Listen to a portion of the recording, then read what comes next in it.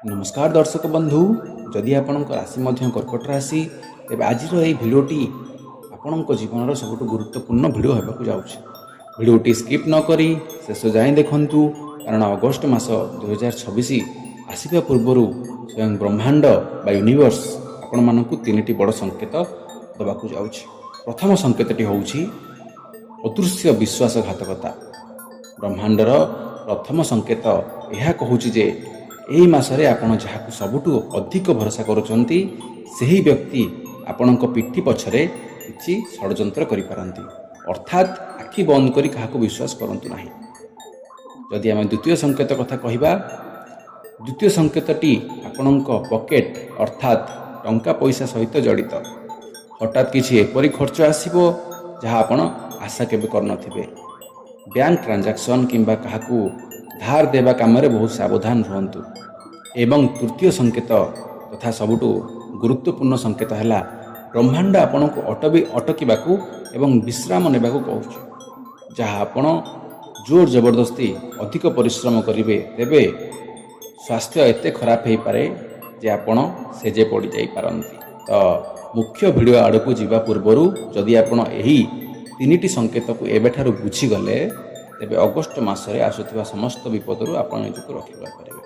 चलतु वर्तमान विस्तार भाव में जानिबा ग्रह मानकर चलन एवं क्यारियर परिवार और स्वास्थ्यर प्रकृत स्थिति किपर रहिबो। प्रथम नजर पकाइबा एही मासर ग्रह नक्षत्र चलन उपरे। एही मासरे सूर्यदेव आपणकर द्वितीय और तृतीय भाव में गोचर करुछन्ति। देवगुरु बृहस्पति एवं मंगलंक प्रभाव मध्य आपणक राशि उपर रहिछि।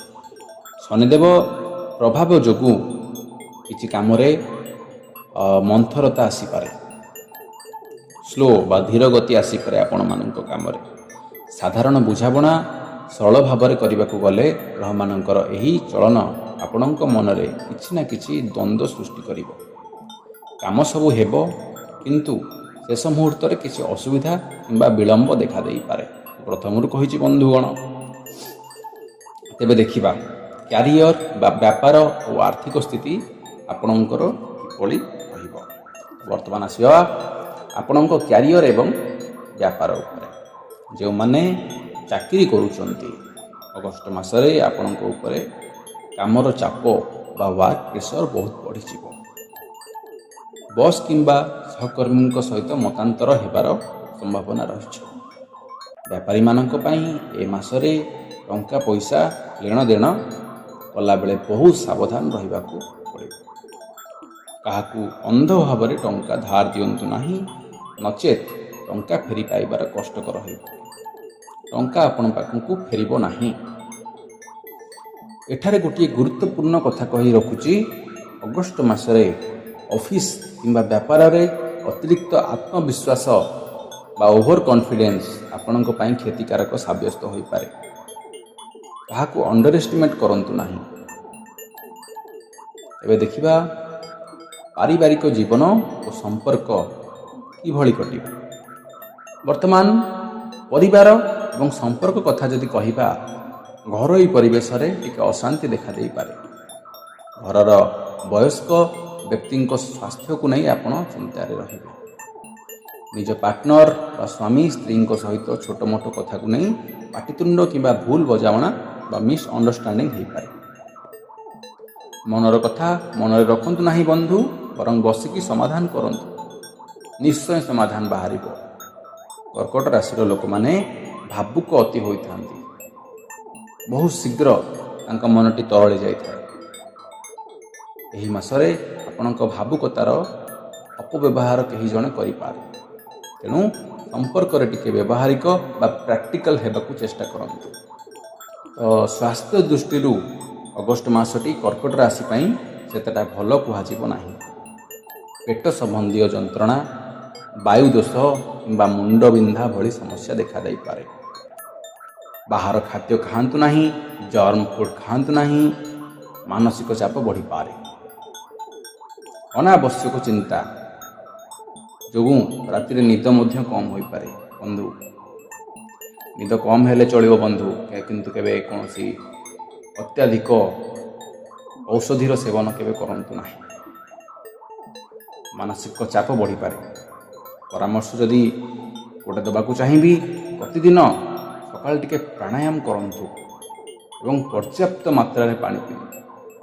କାହିଁକିନା ଏହିଭଳି ସ୍ଥିତିରେ ଆପଣଙ୍କୁ ଟିକେ ସଂଯମତା ରକ୍ଷା କରିବା ପାଇଁ ପଡ଼ିବ। ଏବେ ଆମେ ଜାଣିବା ଛାତ୍ରଛାତ୍ରୀ ଏବଂ ଶିକ୍ଷାର୍ଥୀମାନଙ୍କ ପାଇଁ ଅଗଷ୍ଟ ମାସଟି କିପରି କଟିବ। ଆମର ଯେଉଁ ଛାତ୍ରଛାତ୍ରୀ ଭାଇ ଭଉଣୀମାନେ ଅଛନ୍ତି, ଆମର ଦେଶର ଭବିଷ୍ୟତ, ଆପଣଙ୍କ ପାଠପଢ଼ାରେ ଧ୍ୟାନ ଭଙ୍ଗ ହୋଇପାରେ। ମୋବାଇଲ ଫୋନ୍ କିମ୍ବା କିଛି ବାହାର କାମରେ ଅଧିକ ସମୟ ନଷ୍ଟ କରନ୍ତୁ ନାହିଁ। ପରୀକ୍ଷା ପାଇଁ ପରିଶ୍ରମ କରନ୍ତୁ, ସହଜରେ ସଫଳତା ମିଳିବ।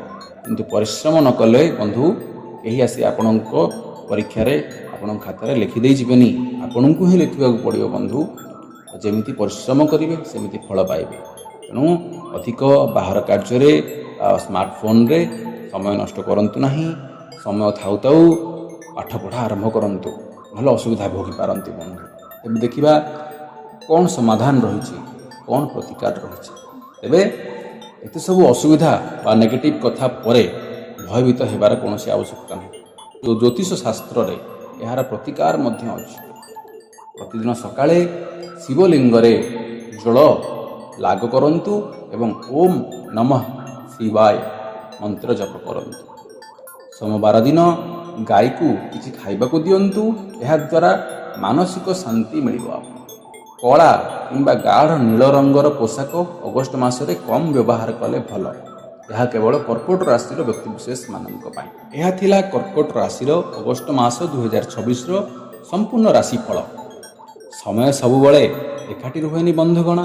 ଟିକେ ସତର୍କତା ରହିଲେ ଆପଣ ଯେକୌଣସି ପରିସ୍ଥିତିର ମୁକାବିଲା କରିପାରିବେ। ଆପଣଙ୍କୁ ଏ ଭିଡ଼ିଓଟି କେମିତି ଲାଗିଲା କମେଣ୍ଟ ବକ୍ସରେ ନିଶ୍ଚୟ ଜଣାନ୍ତୁ। ଭିଡ଼ିଓଟିକୁ ଗୋଟେ ଲାଇକ୍ କରନ୍ତୁ ଏବଂ ଚ୍ୟାନେଲକୁ ସବସ୍କ୍ରାଇବ୍ କରିବାକୁ ଭୁଲିବେ ନାହିଁ, କାରଣ ଏଇଭଳି ଭିଡ଼ିଓ ମୁଁ ସବୁବେଳେ ଆମର ଚ୍ୟାନେଲରେ ଅପଲୋଡ଼ କରିବି, ଯାହାକି ଆପଣଙ୍କ ନୀତିଦିନ ଜୀବନରେ ବହୁତ କାମରେ ଆସିପାରେ। ଆପଣଙ୍କ ଅଗଷ୍ଟ ମାସଟି ଅତି ମଙ୍ଗଳମୟ ହେଉ ବନ୍ଧୁଗଣ। ଏତିକି ମୁଁ କହିକି ମୁଁ ବିଦାୟ ନେଉଛି। ନମସ୍କାର।